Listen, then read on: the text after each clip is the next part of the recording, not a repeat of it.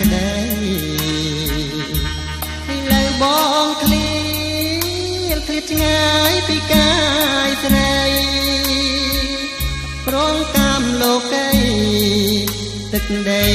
ឲ្យយើងប្រត់គ្នា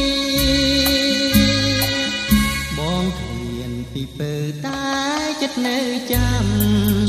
ទងជារាប់រយខែឆ្នាំ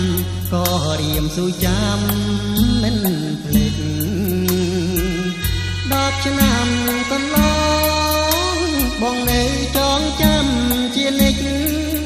បុប្ផាអូនមានកុំកែកិច្ចចាំជួបជានិច្ច